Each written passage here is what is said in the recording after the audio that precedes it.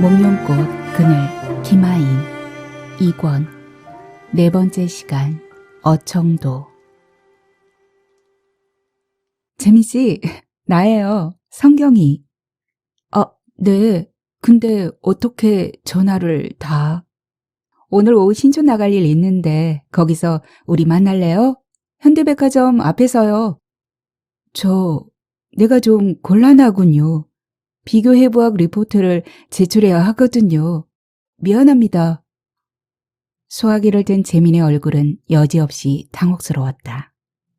그러나 수화기 저편의 여자 목소리는 여전히 경쾌한 탄력으로 통통통 튀었다. 어머나, 왜요? 방학인데. 의대는 방학도 없나요? 있긴 합니다만 좀 그렇습니다.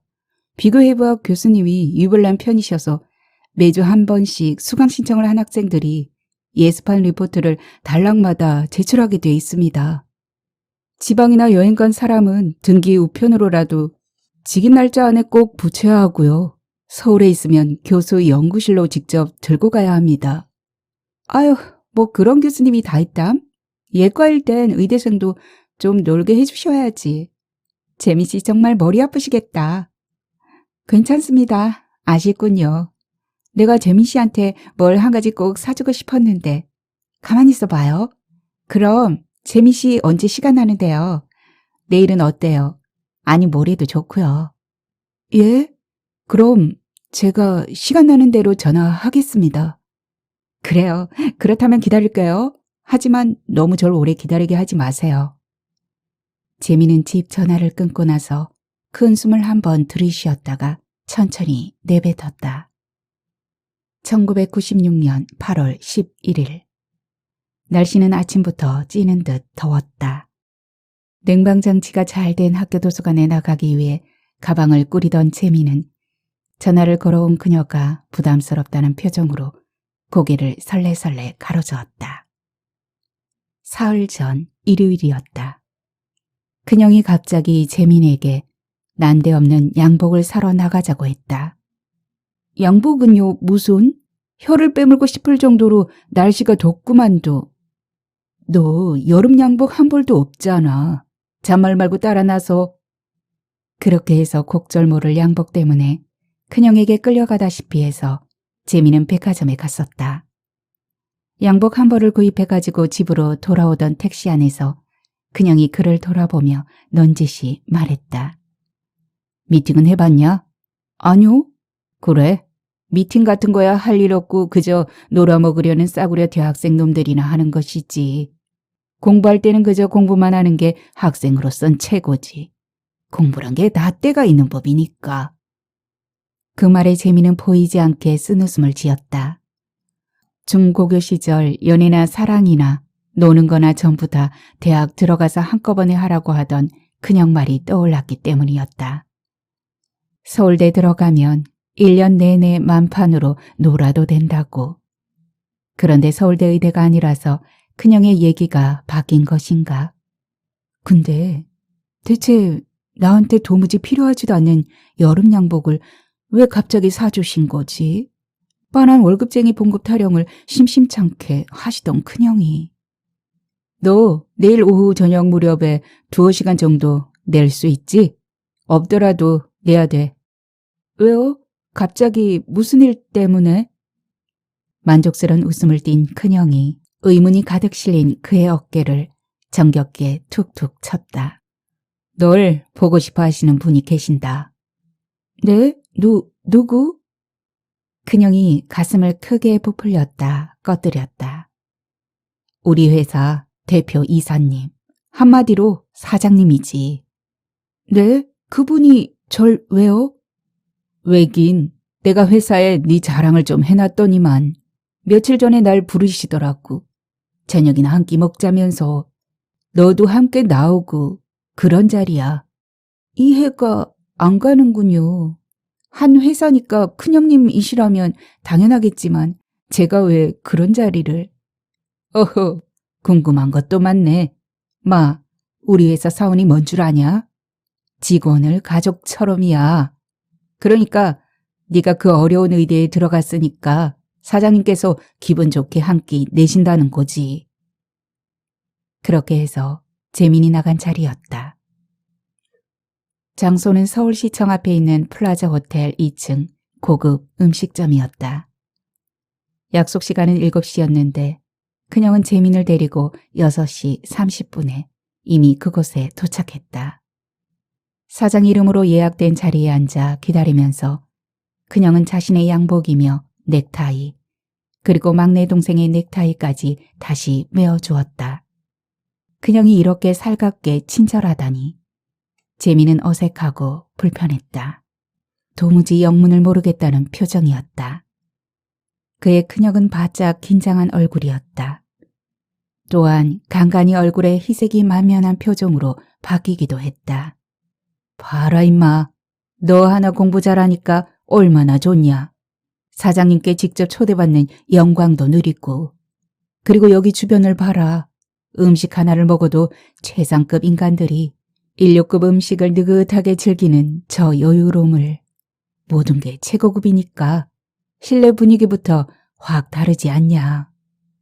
하는 투로 재민과 드나드는 손님들을 연신 챙겨보며 그녀는 고개를 끄덕거렸다. 사장 내외와 딸 김성경이 그 자리에 도착한 것은 7시 10분이 지나서였다. 어이구, 이거 김 과장을 기다리게 해서 내가 어떻게 하나? 하는 형식의 말을 건네며 50대 초반의 사장이 자리에 먼저 착석했다. 그리고 그의 부인과 딸이 앉은 다음 그녀과 재민이가 차례대로 앉았다. 오늘 내가 와이프와 딸에게 오랜만에 사줄 게 있어서 따라 나오게 했는데 어떤가? 우리 식구 동석해도 괜찮겠지? 물론입니다, 사장님. 재민은 무표정했다.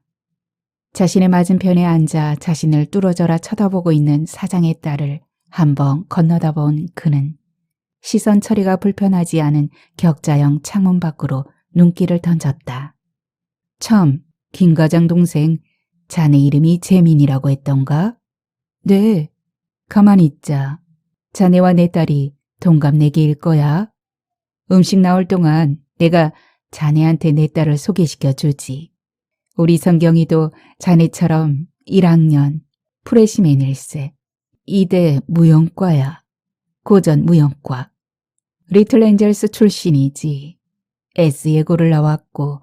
자, 서로들 인사 나눠봐. 그러자 성경은 재민에게 목례를 하며 쌩끗 미소를 머금었다. 재민도 고개를 숙였다가 쳐들었다. 키는 좀 작고 통통한 듯한 몸매였으나 얼굴이 귀여웠다. 응석을 아주 잘 부릴 것 같았다. 애교와 새침함까지 맑은 보조개에 고여있는 듯했다. 그러자 기품 있는 자세와 표정을 시종일관 유지하던 그녀의 엄마가 말을 거들었다.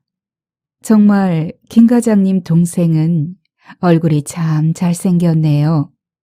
과찬이십니다, 사모님. 글쎄 내가 뭘 했소. 김 과장 얼굴이 우리 회사에서 미스터급이잖아. 그러니 동생 용모가 어디 가겠소. 빼다 박았지. 풀코스 요리가 하나씩 개인용 접시에 담겨져 나왔다. 커다란 쟁반에 담겨 중앙에 놓이기도 했다. 곁에서 2명의 숙련된 웨이트리스가 시중을 들어주는 최고급 요리였다. 아, 오늘의 주인공은 우리가 아니고 저분들이야. 저분들 더 많이 드시라고 아가씨들이 세심하게 배려하라고. 사장은 호탕한 성격답게 답변이었다. 참, 김 과장 본이 어디지? 네, 저흰 경주 김가입니다. 그렇지? 그래 맞아. 우린 김의 김씨야. 김씨 중에서도 가장 숫자가 많을걸? 그렇습니다. 그래, 재민군 어떤가? 공부하긴 힘들지 않나? 아닙니다. 그렇군. 역시 김 과장 동생답군. 눈빛이 강하고 깊이가 있어. 힘이 느껴져. 감사합니다. 동생을 그렇게까지 봐주시니. 아닐세, 나야 입에 발린 허튼 이야긴 한마디도 못하는 사람 아닌가. 그렇습니다. 그래, 어떤가? 의대는 등록금부터 만만찮지? 네, 그래서 시골집과 제가 반반씩 부담하고 있습니다. 그런가? 대단하네. 정말 이거 앞으로 내가 김 과장 월급 많이 줘야 하겠구만. 말씀만이라도 감사합니다. 어려우면 언제든 얘기를 하게. 내가 즉시 대처해 주겠네. 정말이지 난 공부 열심히 하는 학생들을 보면 장학금이라도 푹푹 주머니에 찔러 넣어주고 싶은 게 솔직한 내 심정일세. 사장님께서 장학사업에 관심이 많으신 걸 전 직원이 다 알고 있습니다. 정말 그런가? 이거 영 쑥스럽구먼. 김 과장님, 글쎄 우리 바깥부는 재민이 학생 같은 의사가 예전부터 그렇게 좋다네요. 판검사 이런 것도 다 싫다 하시고요. 그렇습니까? 김 과장, 알고 보면 그게 다 사연이 있다네. 눈물 나는. 나도 말일세 깡촌에 가까운 시골 출신이거든. 내 고향은 유난히 당나무가 많았는데 그래서 내가 제지공장을 하게 되었는가 봐. 그러니까 내가 9살 땐가 8살 땐가 아무튼 한번 된통 죽을 뻔한 적이 있었네. 찰떡을 아구아구 먹다가 급체해서였을 거야. 그야말로 숨도 못 쉬고 영락없이 죽을 판이었는데 때마침 무슨 일로 시골 동네에 우연하게 와 있었던 의사가 달려와 나를 살려주었다네. 그때부터 난 흰 가운이 정말이지 천사날개 같다니까. 그런데 말이야, 우리 직원들 가족들 중에서 처음으로 의대에 들어간 수재가 나왔으니 이 안이 기쁜가. 재민군, 어서 많이 먹게. 이봐요 아가씨, 게살 요리 좀 더 갖다 주지 그래. 뭐야, 한정적이라고? 참네. 그래서 난 이런 곳이 정남이가 떨어진단 말이야. 웃으리가 없어. 음식은 더 청해 먹는 맛이 유별난데 말이야. 재미는 그 무렵에서야 자기가 왜 이곳에 앉아있게 되었는가 파악할 수 있었다. 사장의 말도 그렇고 그의 맞은편에 앉아있는 그녀 엄마와 성경은 은근슬쩍 재민의 여기저기를 유심히 뜯어보는 걸 느꼈던 것이다. 식사를 마친 뒤 입가심으로 차를 한 잔씩 하였다. 일행은 일어났다. 플라자 호텔 로비를 걸어 나오면서 사장이 그의 어깨에 두툼한 손을 얹었다. 재민군, 언제 형님 회사로 한번 오게나. 내가 회사 구경시켜 줄 테니까. 그리고 우리 성경이랑 나이도 같으니까 친구로 친하게 지내. 우리 알고 보면 다 한가족 같은 사람들이니까. 네. 자, 성경이 너도 재민군이랑 악수 한번 하고. 네. 하면서 성경이는 쌩긋 웃으며 손을 내밀었다. 성격이 참 밝다는 느낌이었다. 어정쩡한 표정으로 재민도 그녀 손을 잡았다. 보드랍고 희고 그녀의 뺨처럼 약간 통통한 손이었다. 그런 그들을 지켜보며 사장 내외는 아주 만족스러운 표정으로 고개를 끄덕거렸다. 그럼 김 과장, 내일 회사에서 보자구. 안녕히 가십시오, 사장님. 그리고 사모님께서도요. 그녀는 운전수 딸린 검은 벤치에 올라탄 사장 가족을 향해 직각으로 머리를 숙여 인사를 했다. 재미는 목례만 했다. 플라자 호텔 앞에서 직원이 정중하게 잡아주는 택시 뒷좌석에 그녀과 재미는 올라탔다. 운전사에게 행선지를 말한 그녀는 다리를 쫙 벌린 채 앉았다가 차창 뒷문을 조금 열어놓고 담배를 빼물었다. 넌 어떠냐? 뭐가요? 성경이 사장님 따님 말이야. 너 여자친구로서 말이야. 글쎄요. 그녀는 운전사와 재민이가 놀랄 정도로 느닷없이 너무나 만족스러운 큰 웃음을 터뜨렸다. 그가 보기엔 재민에 대해서 사장 내외가 아주 흡족한 표정을 지었다.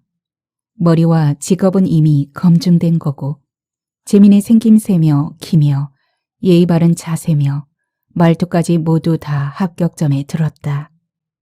그리고 당사자인 성경이도 재민에 대해 싫지 않은 내색이었다.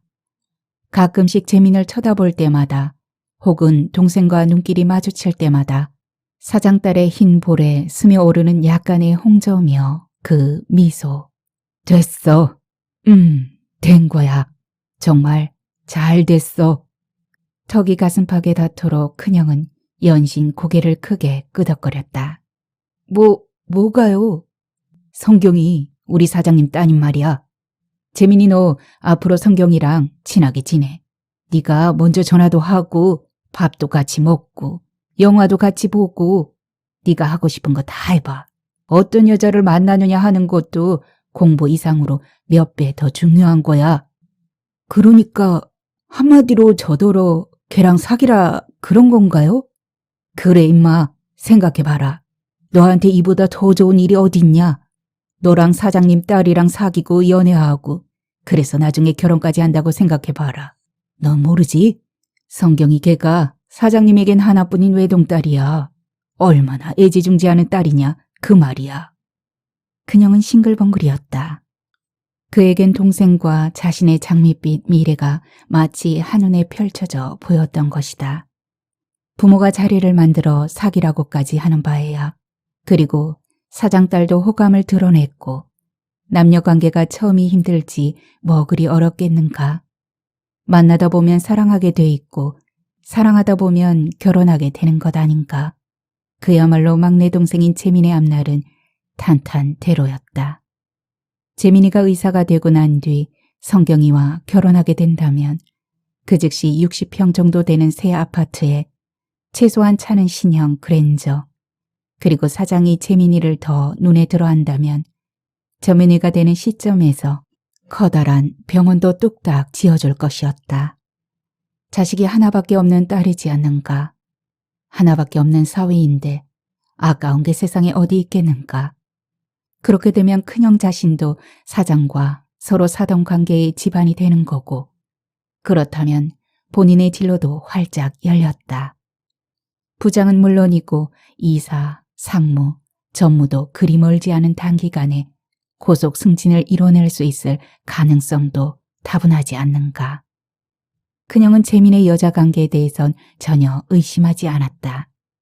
집으로 전화 한 통화 안 걸려온다면 여자가 없는 게 확실했다. 설사 대학에 들어가 우연찮게 여대생을 만났다고 치더라도 그야말로 젖비린내 나는 관계일 것이다. 만난 지도 얼마 안 됐을 거고 또한 얼굴 반반한 애들이야 세고 널린 것이지만 이런 배경의 호의적인 가문을 만난다는 건 결코 쉬운 일이 아니었다.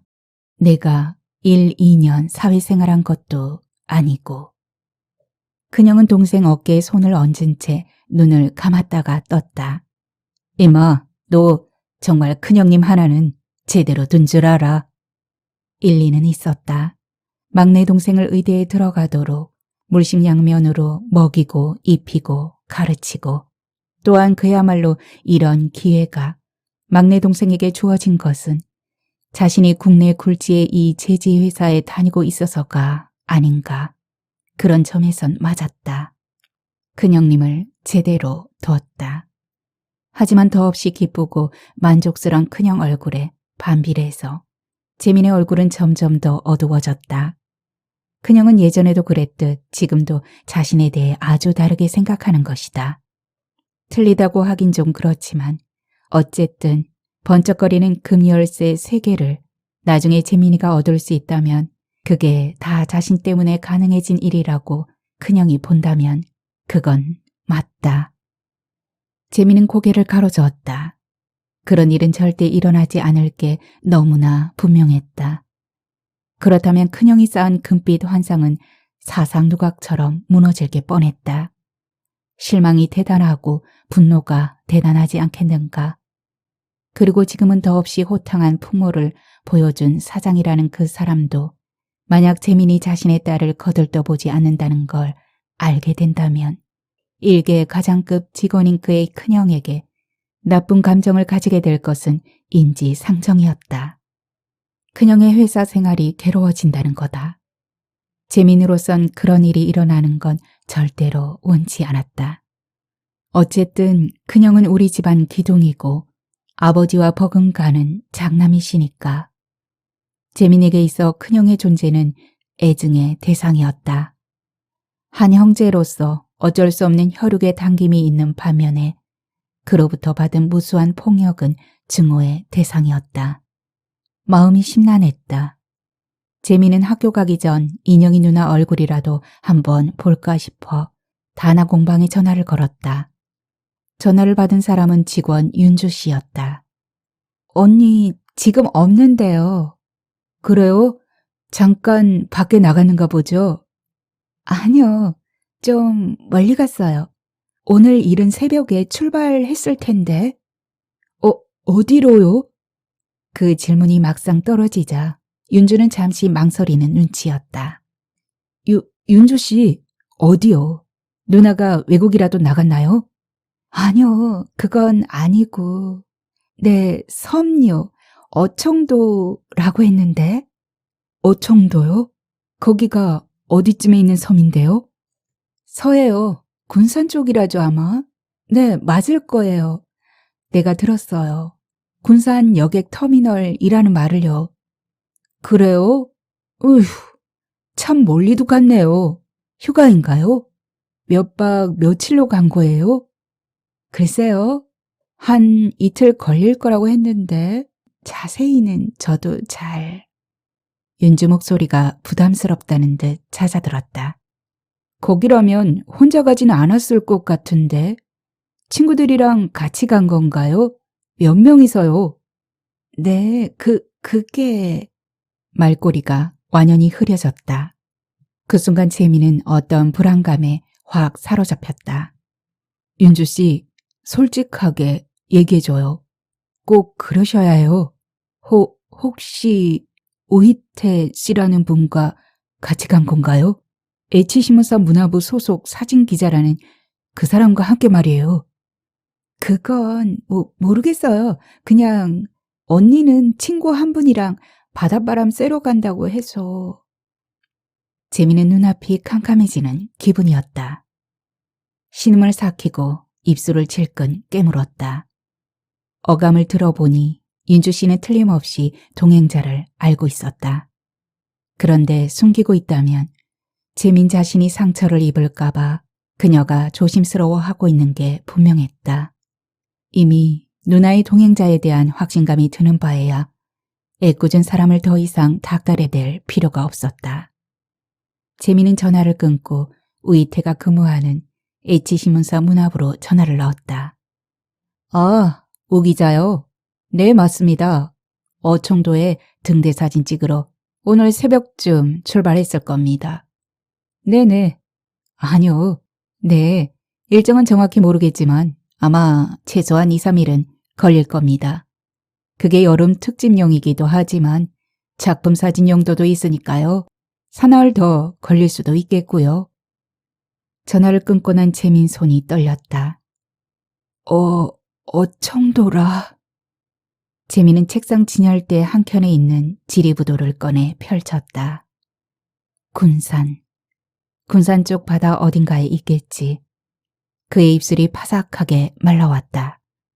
인영이 누나가 그를 따라갔다는 건 있을 수 있는 일이긴 했지만 재민에겐 분명히 충격이었다. 가늘게 떨리던 그의 손가락이 군산에서 서해 쪽으로 가장 먼 섬인 점에서 딱 멈추었다. 어청도? 그의 눈이 가슴에서 울컥 솟구친 세찬 물이랑 때문에 물기로 얼음거렸다. 좁쌀 크기의 섬 하나가 푸른색 종이바다 위에 지워질 듯 가라앉을 듯 떠 있었다.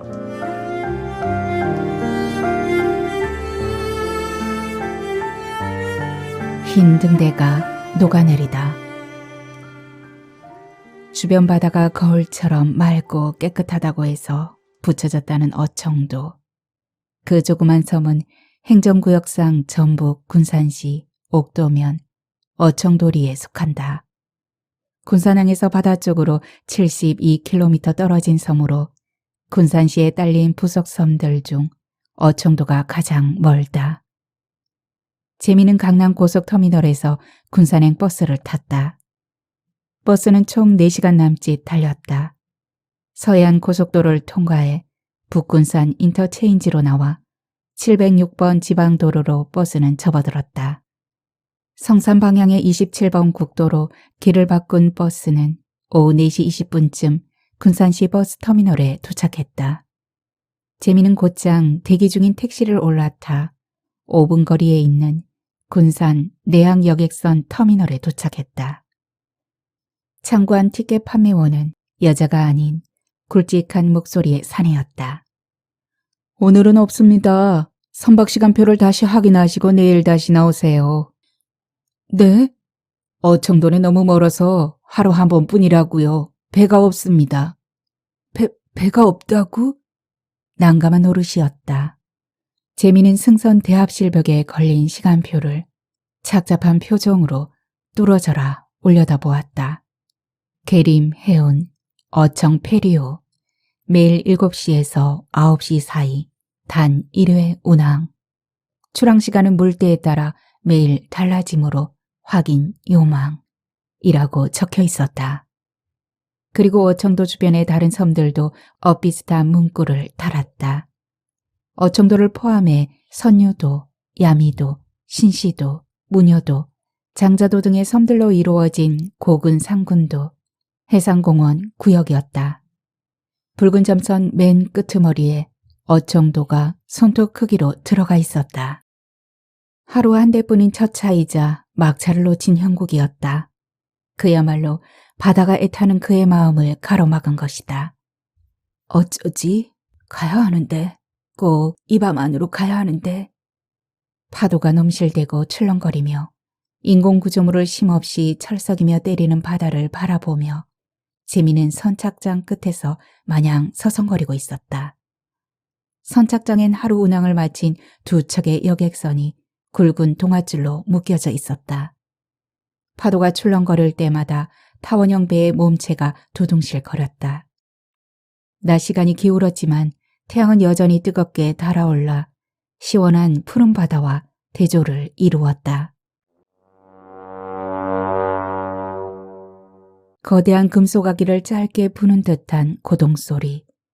터미널 건물에서 나온 한 무리 사람들이 바캉스를 떠나온 복장으로 여객선에 올라타고 있었다. 늦은 오후여서 운항시간 1시간 이내 근역의 섬으로 가는 배였다. 낚시꾼과 배낭을 맨 젊은 연인들이 절반, 그리고 군산에서 사고 꾸린 생필품 보따리와 박스를 양손에 든 섬 주민들이 절반이었다.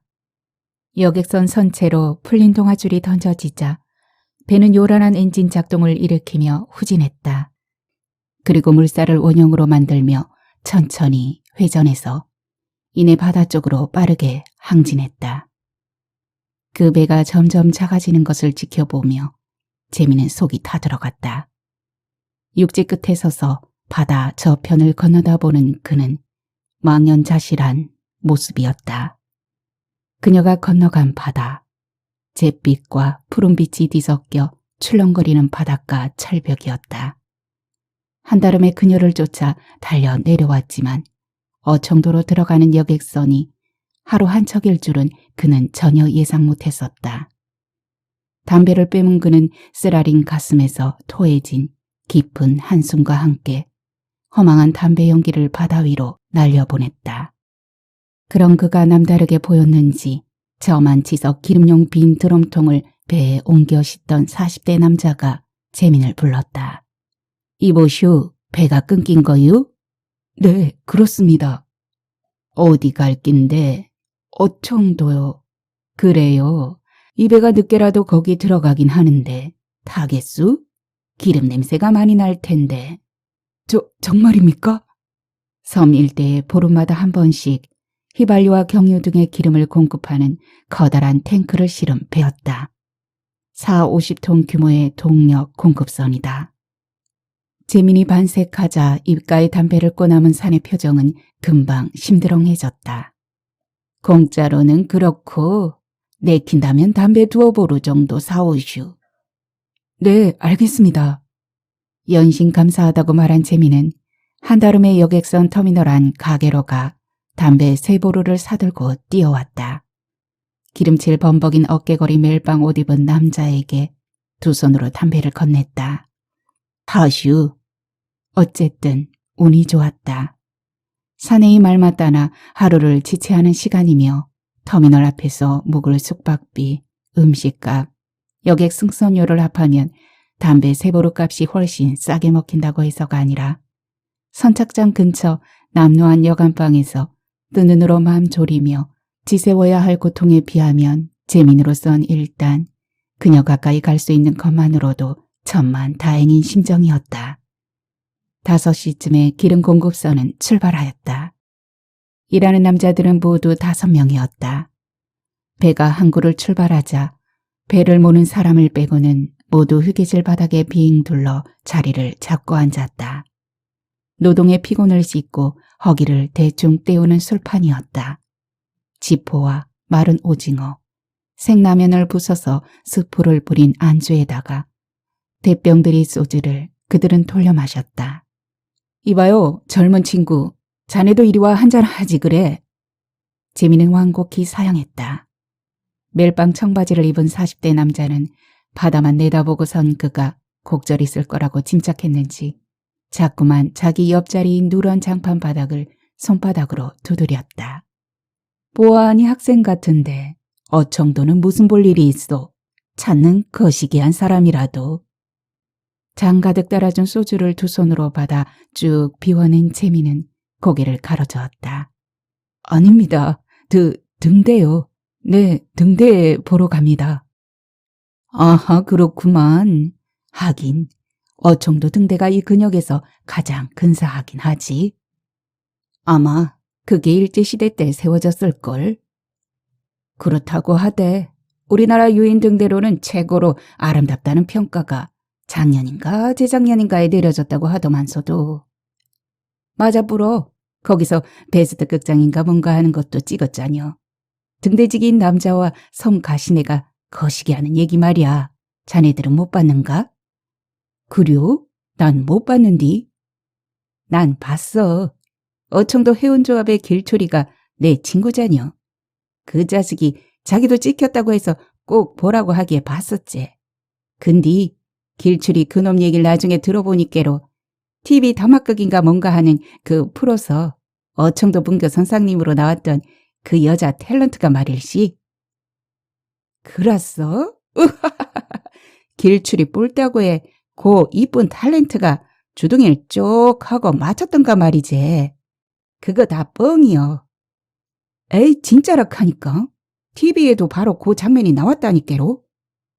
그래? 그러면 길출이 그 친구 좋았겠네로. 맞아. 바지가랭이가 다 거시기 했담시. 뱃사람들의 걸쭉한 얘기가 떠들썩하니 이어졌다. 마치 재민이가 어청도 등대란 버튼을 누르자마자 음담패설도 섞인 화제가 쉼없이 풀려나오는 것이다. 그들의 떠들썩함은 인형이로 인해 가슴이 파삭파삭 마르는 재민이의 마음을 잠시라도 감싸주는 위력이 있었다. 사람들이 내뿜는 열기가 그의 입가에 슬며시 미소가 머금어질 만큼 따스한 위로를 주는 구석을 가지고 있는 것이다. 재민은 손목시계를 들여다보았다. 6시가 지나고 있었다.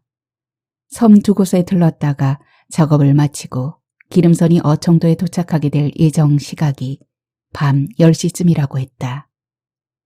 인형이 누나는 지금 뭘 하고 있을까? 누나는 정말 재미는 불현듯 연상된 그와의 장면들을 떨쳐내기라도 하듯이 세차게 머리를 가로저었다. 이봐, 젊은 양반, 한 잔 더 해. 아닙니다. 괜찮습니다. 보아하니 척이면 착이지.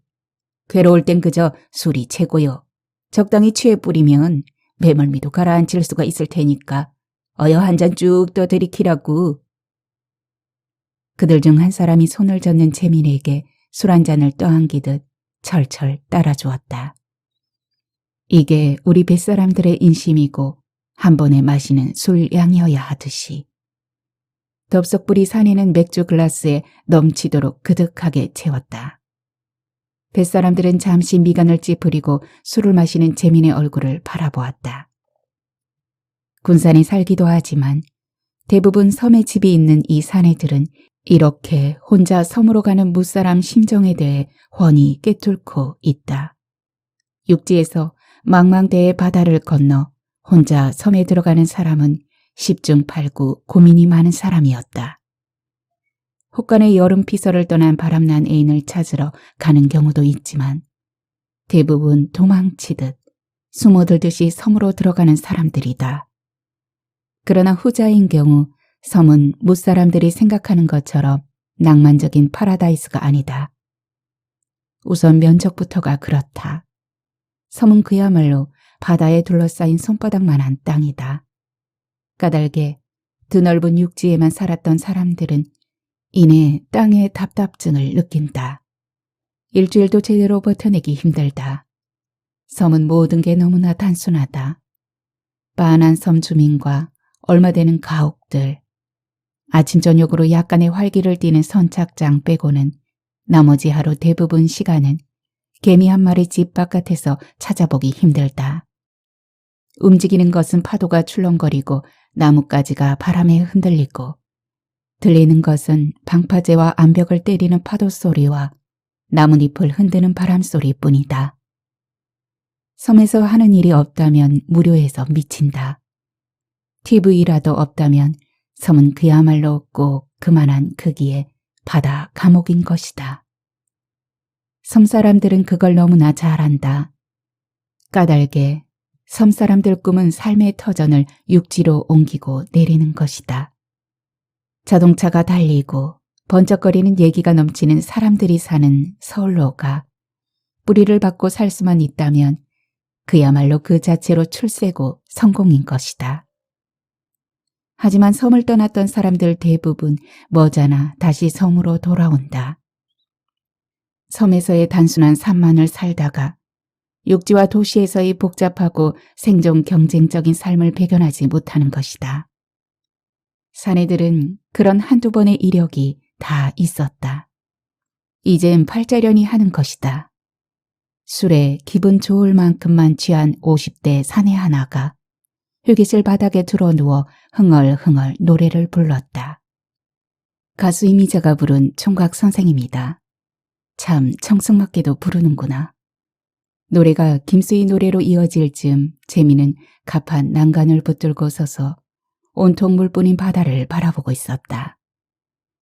바다 위 선역은 노을로 물들고 있었다.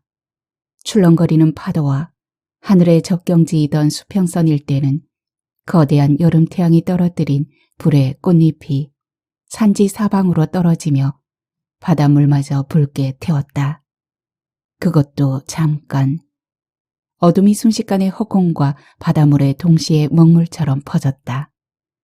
마치 파도가 철썩거릴 때마다 파도 끝에서 수없이 많은 구멍이 열려 그 구멍으로 짙은 먹물을 쏘아 하늘을 검게 물들이는 것처럼 느껴지기도 했다. 마음이 바쁜 재미는 연신 손목시계만 내려다 보았다.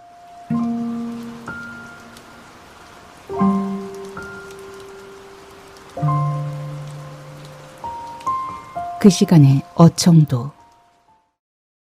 인형은 전등이 몇 개 켜진 섬을 향해 산지 사방에서 어둠이 달려들듯이 몰려드는 것을 보면서 우이태와 평상에 앉아 일회용 커피를 함께 마시고 있었다. 바닷가 선착장에서 방파제와 해안을 끼고서 오른편으로 그리 멀지 않은 150m 남짓 떨어진 거리에 위치한 민박집 앞 평상이었다.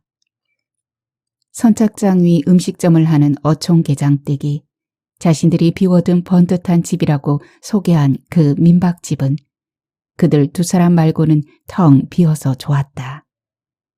오래된 해송을 켜 널빤을 이때 못질에 만든 커다란 평상은 큼지막하고도 촉감이 아주 시원했다. 밤바다, 아니 밤하늘에 뜬 별들이 퍼붓는 별빛에 젖을까 싶어 미리 심어두었는지 평상 옆에는 커다란 팽나무 한 그루와 그 나뭇가지의 형광등 하나가 포리한 흰 불빛을 내뿜으며 매달려 있었다. 반팔티와 무릎까지 닿은 반바지를 입은 인형은 종이컵을 내려놓았다. 모아세운 무릎 위에 턱을 올려놓은 그녀는 저만치 선착장 포구를 감싸고 있는 검은 바다를 바라보았다. 밤바다는 뒤척거려 이랑을 만들 때마다 은빛과 잿빛이 번뜩였다. 그리고 다시 검은빛으로 가라앉았다. 하늘에 떨어질 듯이 박혀 빛나는 주먹별들. 인형은 무릎 위에 한쪽 뺨을 눕혔다. 그 해안길을 쭉 따라 걸어가다 보면 어디선가 넓고 넓은 바닷가에 로 시작되는 노래 안에 세워진 그 오두막집이 있을 것만 같았다. 철모르는 딸아이는 처녀가 되어 섬에 놀러온 사내를 따라 훌쩍 배를 타고 무트로 가버리고 늙은 아버지만 오두막에 홀로 남아 장어짐은 반쯤 열어놓고 집 나간 딸이 돌아오기만을 하염없이 기다리고 있을 것 같은. 인영씨, 뭘 그리 생각해요? 다 끝났어요? 네, 거의 다 돼갑니다. 우이태는 사진 가방에 든 카메라의 몇 부분을 분해했다가 기름 걸레로 깨끗이 닦고 다시 꿰 맞추는 중이었다. 손을 몇 번이나 봐뒀는데 말썽이군. 소금기를 머금어서 그러나? 그는 필름 없이 셔터를 몇 번 눌러보고는 렌즈 부착이 부자연스러운지 기다란 망원렌즈를 끼웠다 풀었다를 반복하고 있었다. 인형은 가뭇한 눈길로 병풍처럼 폭우를 감싼 해안절벽 한쪽을 올려다보았다. 하늘과 닿은 낭떠러지 쪽에 몇 개의 별들이 마치 돋아나는 빛의 꽃처럼 보였다. 그녀는 잔잔한 미소를 머금었다. 어제, 아니 오늘, 이른 새벽까지만 해도 서울에 있었는데 지금 자신이 바닷물에 빙 둘러싸인 이 조그만 절의 고도에 와 있다는 것이 믿겨지지 않는 기분이었다. 더없이 공기도 맑고 바람도 시원하고 조용하고 약간의 쓸쓸함마저 아름답고 좋았다. 해풍 때문에 머리카락에 소금기가 묻어나 찐득하게 들러붙는 게 좀 그렇긴 하지만 그들은 오전 10시에 여객선을 탔었다.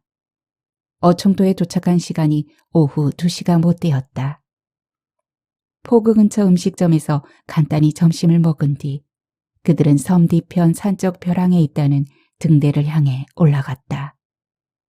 어청도는 면적 2.08 평방킬로미터인 작은 섬이지만 그 안엔 2개의 높은 봉우리가 있다. 북서쪽에 위치한 199m 높이의 공치산과 동쪽으로 나 있는 129m 높이의 검산봉.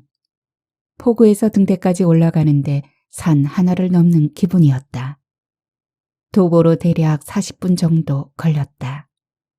그러니까 포구에 있는 어청도 전면에서 높다란 제 하나를 넘고 나자 곧바로 섬의 뒷모습인 해안 절벽이었다. 오솔길 넓이의 벼랑길 하나를 휘어 돌아가자 인형이 하고 짧은 탄성을 질렀을 만큼 아름다운 흰 등대가 저만치 우뚝 서 있었다. 망망대해를 향해 절벽 위에서 길고도 흰 드레스를 입은 아름다운 여신이 서 있는 것처럼 유인 등대는 눈부셨다. 근무자들이 사는 집과 등대 부속 건물이 2채, 그리고 100평 남짓한 평평하게 닦아놓은 곳에서 바다 쪽 계단을 내려가면 갈매기 깃털 빛깔처럼 새하얀 등대가 벼랑 위에 솟았다. 등대를 안내한 사람은 해운항만청 소속 공무원인 30대 초반의 젊은 등대직이었다. 이미 서울에서부터 전화 연결이 되었던 모양으로 등대지기는 사진기자인 우이태와 그녀를 반갑게 맞았다. 등대장님이라 불리는 50대 초반의 상급자는 이틀 전 휴가를 맞아 가족이 있는 전주로 갔다고 했다. 이 등대는 1912년 3월에 준공됐습니다. 그러니까 유감스럽게도 일본인들이 만든 거죠. 아마도 그들이 대륙 진출과 세계 정복을 위해 등대를 세웠을 리는 없겠지만 혹자들은 반파도를 헤치고 올 군함대를 불러들이기 위해서일 거라고 해석하기도 합니다. 높이가 15.7m죠. 외양은 사다리꼴이지만 원형으로 보이는 특성을 가졌습니다. 콘크리트 외벽에다가 희디흰 생석회 미장이 된 흰 등대는 들어가는 입구 앞쪽에 조그만 정원이 보석형으로 디자인되어 등대를 한층 더 우아하게 하고 있었다. 어떻게 등탑으로 한번 올라가 보시겠습니까? 그래야죠. 내부에는 한 사람이 올라갈 수 있는 철제 계단이 위로 나 있었다. 세 사람이 올라간 계란형 등탑 안에는 중추식 등명기를 위한 목재로 트렁크가 설치되어 있어 마치 밤바다를 비추는 빛의 재단 같았다. 등탑 바깥으로 나가는 문이 있었다. 밀고 나가 허리 높이의 쇠의 난간이 원형으로 둘러쳐진 그곳에 난간을 잡고 서자 아 하고 탄성이 절로 나왔다. 청길 낭떠러지였다. 아래의 해안 절벽을 허물듯이 달려드는 거센 푸른 파도 물결. 그리고 수평선 쪽에서 수천 겹 물이랑을 행으로 만들어 줄지어 섬 쪽으로 몰려오는 흰 파도들. 갈매기와 푸른 망망대해 저만치 떠있는 이웃섬. 수평선 가까운 하늘 위에 떠있는 새털 구름들. 정말 풍광이 아름답군요. 등대도 해안 절벽도 근처의 노섬들도 말입니다. 그렇다니 다행입니다. 서울에서 저희 등대를 찾아 먼 길을 오셨는데 그럼 기자님께서 천천히 돌아보시겠습니까? 전 해운청에서 올 전화가 있어서요. 보급품 실어 나르는 배 일정이 최근 변경되었거든요. 젊은 등대지기가 계단을 내려가 사라지자 우이태는 난간을 붙들고 선 한인영을 돌아보았다. 어때요? 좋아요. 생각 이상으로 등대가 너무 예뻐요.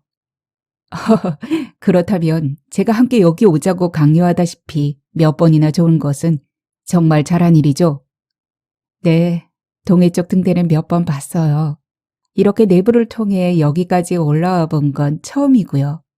정말 여기선 드넓은 바다가 한눈에 보이네요. 그는 기쁜 얼굴로 고개를 끄덕였다. 자, 그럼 전 일단 일부터 해둬야겠습니다. 그래야 인영 씨랑 단 몇 시간이라도 마음 편한 여유로움을 누릴 수 있을 테니까요.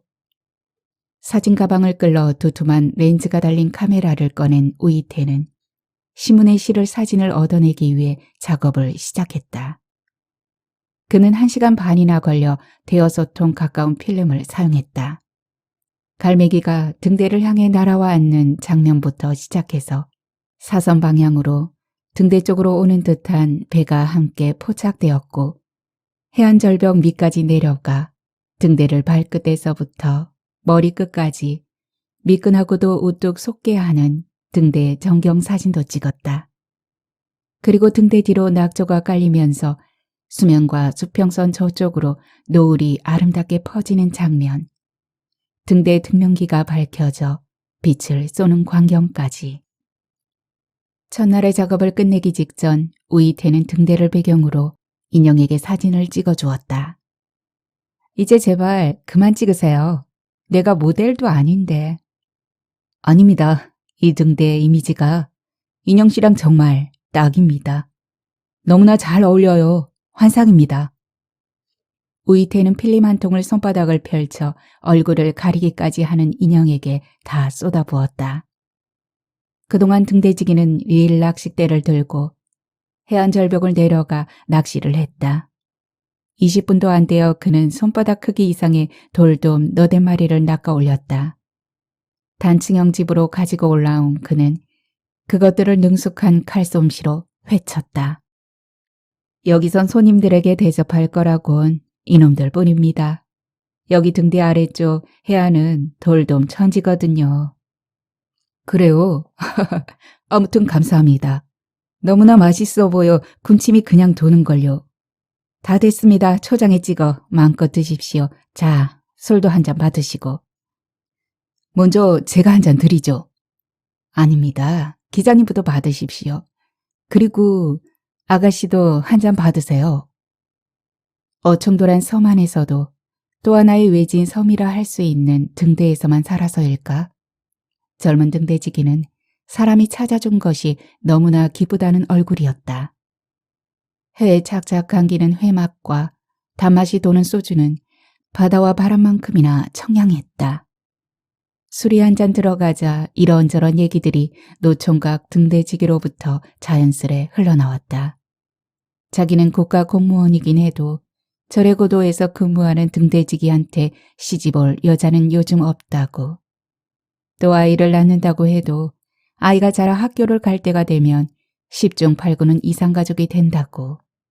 남편은 섬에, 아이와 부인은 무태서, 그리고 유인 등대를 무인 등대 시설로 급속하게 교체하는 중이어서 그나마 있는 직장 잃어버릴까봐 걱정이 많다고. 막상 들어보니 등대지기는 꽤 수심이 깊었다. 세상과 동떨어져 사는 이곳에도 여지없이 세상 걱정이 덮여져 있다는 생각이 들자 인형은 씁쓸해한 기분마저 들었다.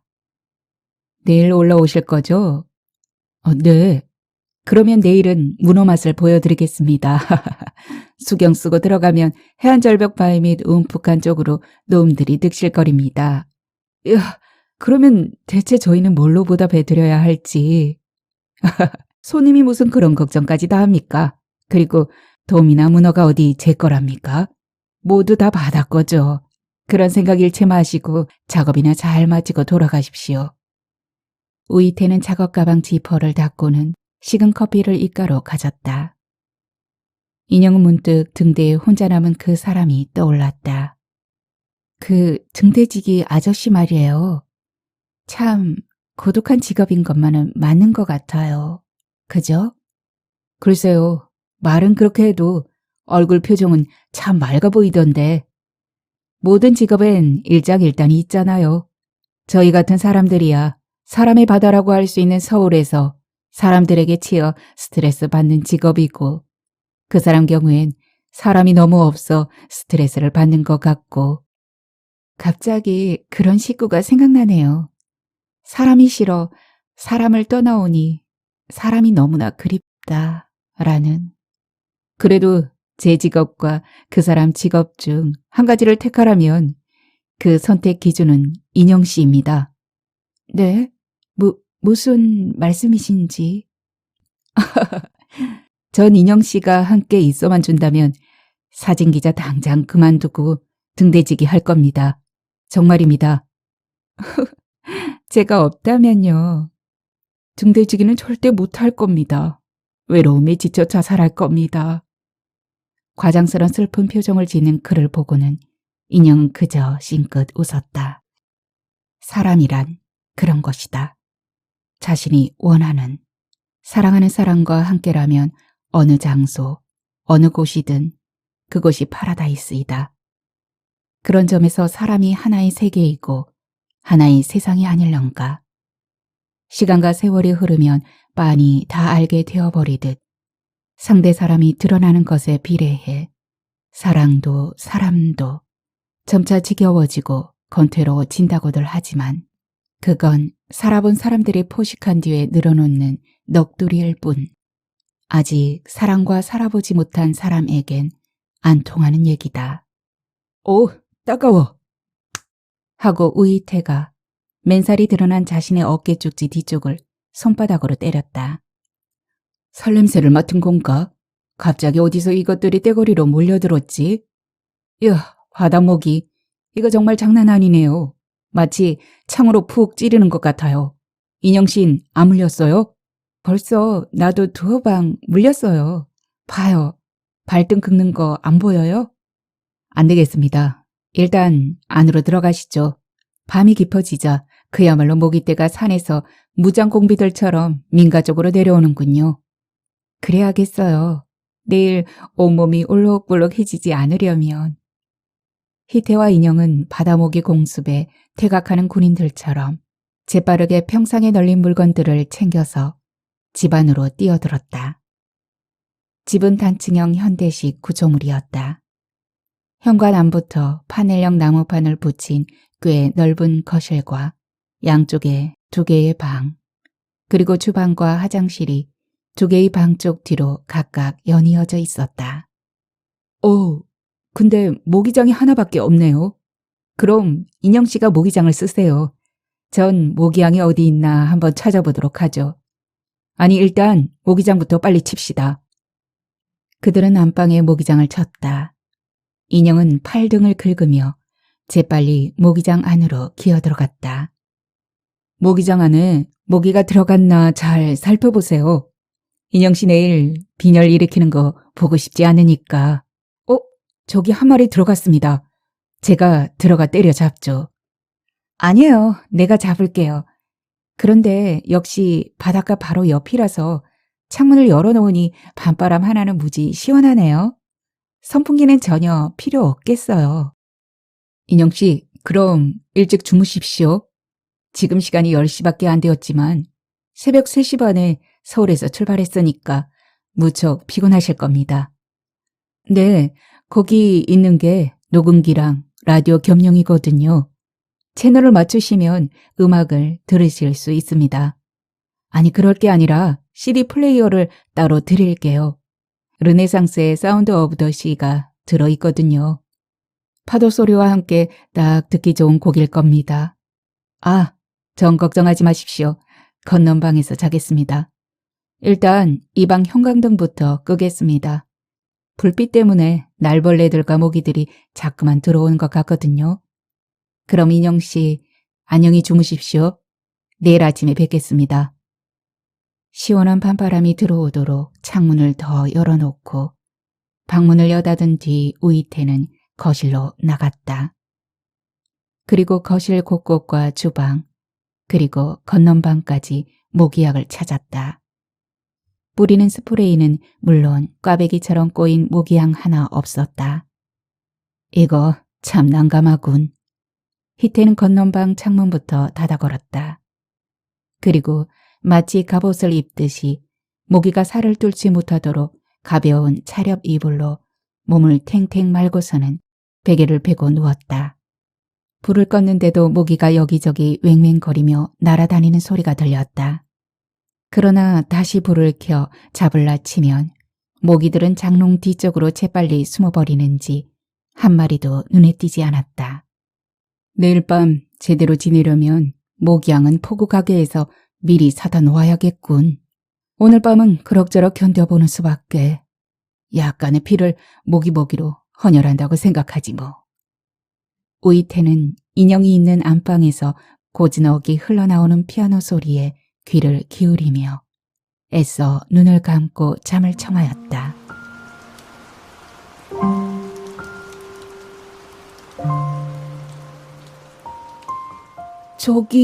저 끝집이라고요? 불이 꺼졌는데요? 그럼 일찍 잠자리에 든 모양이지요. 가서 불러보세요. 사진기자라는 양반이 나올 테니까. 상기된 표정의 재민이었다. 포구 위 음식점을 하는 어촌게장댁이 재민에게 커다란 팽나무가 서 있는 자신의 빈집을 가리켜주고 선착장 쪽으로 돌아섰다. 재민은 예정 시간보다 1시간이나 늦게 어촌도에 도착했다. 어촌도 길목에 있는 조그만 섬에서 기름 사고가 있었다. 경유가 반쯤 든 드럼통 하나가 지급부주의로 바다에 굴러 떨어진 것이다. 그리 많은 양은 아니지만 유출된 기름은 삽시간에 퍼져나갔다. 기름 보급선에서 방제용 종이를 떨어뜨리고 재빨리 기름을 빨아들이는 수거띠를 펼쳐놓았다. 그 안에 둥둥 떠있는 기름을 뜰망식 채로 일일이 떠내는 등 1시간 넘게 생난리를 피웠다. 그나마 밤 11시가 넘어서라도 기름선이 어청도에 도착한 건 다행이었다. 내일 새벽 조업을 위해 몇 척의 어선에 반드시 기름이 필요했던 것이다. 재민은 어청도 선착장에 내리자마자 불 켜진 음식점 문부터 열었다. 하루 종일 아무것도 먹지 못했지만 그는 전혀 배고프지 않았다. 아, 신문사에서 나왔다던 그 기자 양반? 네, 후배라고요. 알지요. 우리 집에 묵게 했는데. 이쪽으로 해안선 길을 따라 쭉 나가다 보면 끝집이에요. 안내를 해달라고요? 찾기 쉬운데. 여기는 고작 해야 100가구 남짓밖에 안 돼요. 섬에 있는 동안 음식을 우리 집에서만 꼭 드시겠다고요? 네, 그럼 따라 나서 봐요. 큰 팽나무가 집 앞에 있어. 우리 집은 찾기가 너무 쉬운데. 40대 후반의 펑퍼짐한 체형과 얼굴을 가진 어촌계장 부인은 자신의 뒤를 따라 나선 그에게 집이 보이는 거리에서 손가락으로 가리켜주고 돌아간 것이었다. 인형과 희태가 각자의 방에서 누워 잠을 청하는 불 꺼진 집 앞까지 온 재미는 우두커니 서 집을 바라보았다. 어둠과 땀이 잔뜩 배어든 얼굴인 그는 천천히 담뱃갑에서 담배 한 개비를 빼 입에다가 물었다. 막상 불 꺼진 민박집 앞까지 도착하자 재미는 왈칵 서러움과 후회스러움부터 치솟았다. 나는 대체 어쩌자고 여기까지 뒤쫓아온 건가? 뭘 어떻게 하겠다고? 내가 할 수 있는 게 뭐가 있다고? 서울에서 윤주 씨 얘기를 듣고 난 뒤부터 재미는 다른 생각은 일치 없었다. 그는 일단 인영이 누나에게 가고 싶었다. 그는 오늘 진종일 발을 동동 구른 심정이었다. 만약 좀 더 이른 시간에 도착할 수만 있었다면 그들을 지금처럼 불 꺼진 집이 아니라 음식점에서 혹은 등대에서 발견했을 터였다. 그랬다면 재미는 미친 척하고 인영이 누나가 여기 웬일이에요? 야, 정말 이심전심이네. 나도 갑자기 여기 등대가 보고 싶더라고요. 여기 등대 아름답기로 소문났잖아요. 근데 정말 신기하다. 하고 그들 사이에 슬그머니 엉덩이를 들이밀 수도 있을 것 같았다. 하지만 인영이 누나는 눈치챌 것이다. 우이태란 사람 안 보이는 곳까지 재민이를 끌고 온 그녀는 한동안 어이없는 자세와 표정으로 쏘아볼 것이었다. 재민이 너 정말 미쳤니? 어떻게 여기까지 따라온 거야? 윤주한테 들었겠구나. 맞지? 그렇다고 여기까지 와? 너 정말 어이가 없다. 마치 범인 뒤쫓듯 이 먼 섬까지 들이닥쳤으니까. 인영이 누나, 이 먼 곳에서 아는 사람 만났는데 기쁘지 않아요? 난 무지 반가운데 정말이에요. 나도 며칠 바다바람 쐴까 하고 생각했거든요. 근데 윤주 씨 말이 누나가 어청도 갔다고 하니까 옳았구나. 잘되다 하고 여기로 바람처럼 날아온 거죠. 근데 와보니 오이태 씨, 저 사람 있는 걸 몰랐거든요. 그 점에서 정말 난 잘 왔어요. 내가 인영이 누나 지켜드려야죠. 오늘 내 선택은 탁월했어요. 킬킬킬 하고 재민이 웃어젖힌다면 그녀 또한 어이가 없고 황당해하다가 끝내는 멋쩍은 웃음을 터뜨릴 거였다. 그래, 온 걸 어떡하겠어? 잘 왔다, 잘 왔어. 누나 지키러 왔다니까. 일단 밥부터 많이 먹어도 술도 한잔 할래? 포구에 싱싱한 횟감이 많으니까 말이야. 그럼요. 이 좋은 데를 누나가 왜 내게 말도 안 하고 온 걸 생각하면 지금도 그냥 속이 부글부글 끓지만 어떡하겠어요. 내가 누나를 용서해 줘야지. 용서? 이걸 그냥? 이봐요, 오 기자님. 나의 등장에 불만 없으신 거죠? 그럼 술 한 잔 쭉 드시고 웃으십시오. 기 질린 표정이지 않습니까? 저 녀석 귀신이 정말 따로 없네. 하는 재미는 그런 그림을 떠올렸었다. 하지만 불 꺼진 집이지 않은가. 그 불 꺼진 집을 바라보고 있으려니까 가슴속 밝음이 하나씩 꺼졌다. 삶에서 꿈꾸고 싶었던 기쁨이며 웃음, 즐거움, 환희, 행복 같은 촛불들이 하나씩 차례대로 꺼졌다. 희망의 등불도 점점 더 심지를 낮추는 것 같았다. 그는 마음과 가슴에 불 꺼뜨려진 듯 자신의 존재가 자신의 삶을 찾아낼 수 있을까 싶을 정도로 점점 더 어두워졌다. 그저 증폭되는 서러움과 슬픔과 아픔이 매 순간 바닷물처럼 그득해져 철썩철썩하고 가슴을 때리는 것 같았다. 젊은 남녀가 투숙한 집, 불 꺼진 방. 지금 저 안에서 무슨 일이 벌어지는 걸까? 나는 끝내 절망을, 참담한 좌절을, 죽음과 같은 아픔을 확인하기 위해 지금 이 먼 곳까지 와 이렇게 초라하게 서 있는 것일까? 재민은 필터까지 타들어가는 담배꽁초를 바닥에 던졌다. 그는 눈물을 흘렸다. 그의 눈 속으로 파도 소리가 고여들기라도 하듯 쉴 새 없이 눈물이 흘러내렸다.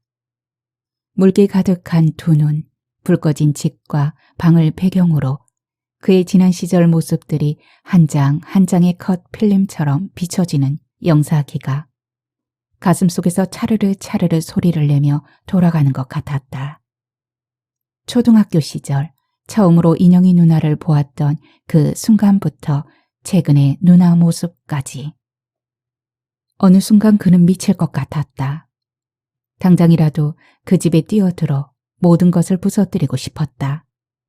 칠흑의 어둠을 불질러서라도 그 집에 꺼진 불을 다시 환하게 밝혀놓고 싶었다. 불 꺼진 창문을 노려보는 핏발선 그의 두 눈에 불꽃이 타올랐다. 어금니가 꽉 깨물어지면서 움켜진 두 주먹이 부르르 떨었다. 이 밤 안으로 세상과 세계 전부를 동시에 부셔버리고 싶었다. 하지만 그럴 수는 없었다. 이것은 누나가 선택했다. 사랑은 자신이 아무리 누굴 사랑한다고 해서 상대방에게 사랑을 강요할 수는 없다. 그렇다면 그것은 사랑을 빙자한 소유욕일 뿐이다. 재민은 한자리에 북박인 채 서서 줄담배만 허공에 날려보내고 있었다. 재민은 지금껏 그녀를 향해 최선을 다해왔다. 나름대로의 최선이었다. 그러나 이것이 결국 그 끝일런가. 이제는 정말 몸과 마음과 삶이 하나가 되는 누나와의 사랑은 포기해야만 하는 건가. 단지 나이가 어리다는 이유만으로. 그녀는 사회인이고 자신은 대학생일 뿐이므로 이렇게 결국 허망하게 끝나야 하는 것인가. 재민은 비틀거리며 돌아서 걸었다. 속이 메스꺼렸다. 텅 빈 내장과 하루 종일의 긴장, 그리고 출렁거리는 배에서의 시간이 이제서 그를 쓰러뜨릴 듯 덮쳐왔다. 그는 황급히 바다 쪽을 향해 주저앉았다. 그리고 다시 쭈그려 앉아서는 검은 바다를 향해 욱 하고 속을 토해내기 시작하였다. 사랑이여, 나는 내가 너무 고통스럽다. 이루지 못할 가능성이 많은 사랑이란 결국 절벽을 향해서 돌진하는 것과 같은 것인가? 계란으로 바위치기식처럼 무모했던 것인가? 그러므로 이토록 허망하게 마음 한켠과 가슴살을 자르듯이 접어버려야 하는가? 사랑이여, 내 마음을 갈갈이 찢고 내 가슴을 쉼없이 송곳으로 찌르는 잔인하고 표독스러운 사랑이여, 오늘 넌 끝내 날 죽이려 드는구나. 이토록 숨을 못 쉬게. 가슴이 뻐개질 만큼 바위로 슬픔의 즙이 우러날 만큼 나를 내리침으로 나는 정말이지 한 걸음도 제대로 걸어내기가 힘들다. 차라리 죽음이 낫다. 난 삶의 좌표를 잃었다. 내가 그토록 타고 싶었던 그리운 나라가 파괴되었다. 그 파괴가 나를 다시 파괴시킨다. 그 상실이 나를 없앤다. 내가 그토록 오랜 시간을 기다리고 오랜 노력을 쌓아서 결국 보고자 했던 것이 오늘 이처럼 칼로 가슴 저미는 고통이었던가? 재민은 가슴이 너무나 아파 두 손으로 가슴을 짓누르며 천천히 포구를 향해 발걸음을 떼었다. 그 중간길 전신주에 매달린 전구 아래 오르막 쪽을 가리키는 화살표가 눈에 띄었다. 등대 1.3km. 비틀거리는 재민은 등대 방향으로 몸을 틀었다. 산을 오르는 길로 천천히 발걸음을 옮겼다. 몇 채의 가옥들, 그리고 형광등 불이 켜진 듯 빈 듯한 파출소가 나오고 그 위에 어둠에 잠긴 초등학교 정문이 나왔다. 조그만 운동장에 고인 어둠이 빠져나가지 못하도록 정문은 잠겨 있었다. 어디선가 컹컹 개짖는 소리가 들렸다. 달빛이 흘렀다. 반달에서 배가 도톰해진 달은 구름 사이를 가르고 나와 배고 있던 빛을 지상에 흩뿌렸다. 초등학교 담장을 끼고 30여 미터 오르자 언덕배기 조그만 교회가 나왔다. 그 근처에 흩어진 서너 채 불 꺼진 집들. 그 이후 시멘트를 굳혀 만든 산길 양쪽에는 나무와 어둠, 가끔씩 산새가 가시 없는 나뭇가지를 옮겨다니는 소리뿐이었다. 재미는 천의 고아가 된 것 같았다. 지구가 텅 비고 하늘 아래 미아가 된 것 같았다. 훗날 자신이 그녀를 향해 쉼 없이 걸어 비로소 누나에게 닿았을 때 자신의 손을 잡으려 내민 누나의 손, 그리고 포근히 가슴에 안아 자신의 등을 토닥거리는 인형 누나의 그 손을 재미는 잃어버린 것 같았다. 그거 모든 것이 끊겨지고 잃는 상실감이었다. 인가가 사라지자 재미는 그제야 흐덕흐덕 울기 시작했다. 이어서 아이처럼 엉엉 울며 산길을 한 발 한 발 오르기 시작했다. 너무나 가슴이 아파서, 너무나 숨 쉴 수가 없어서 그의 두 손은 번갈아 가슴을 움켜잡았고 목줄기를 부여잡았다. 그러면서도 쉼없이 큰 울음소리를 거무튀튀한 나무와 거무스레한 숲과 거무칙칙한 계곡에다가 뿌렸다. 바람과 파도 소리가 들리기 시작하는 산기슭을 돌면서도 끊임없이 흩뿌렸다. 자신의 삶이 끝장났다는 듯, 결단 났다는 듯. 이제 살아도 다시는 산 것 같지 않을 거라는 비장감 때문에 재미는 카르륵 카르륵 목에 새소리가 나도록 울었다. 이 낯선 외진 섬에다가 자신의 어린 시절과 청소년 시절, 그리고 앞으로의 20대 시절까지 몽땅 묻어버리고 떠나야 하는 것처럼 그는 설디설게 울었다. 얼마나 울었을까? 얼마나 걸어 올라갔을까? 쟤처럼 가파른 길을 넘고 벼랑진 좁은 길을 휘청휘청 끊어내자 재민의 눈에 저만치 눈부신 게 보였다. 바다 가까운 절벽 위에 우뚝 솟아 있었다. 흰 등대였다. 검은 밤바다를 향해 쉼없이 일정한 간격을 두고 휘황찬란한 광석과도 같은 빛을 토막쳐 번쩍거리고 있었다. 그냥 울음이 멎을 만큼 눈부시고 아름다웠다. 인형이 누나, 그녀 자태처럼. 재미는 이제 소리 없는 뜨거운 눈물을 주르르 흘러내렸다. 그의 가슴 안에 든 인형이 누나 모습이 그의 눈동자 안에 담겨진 흰 등대가 함께 주르르 녹아 그의 뺨을 타고 빛으로 흘러내렸다.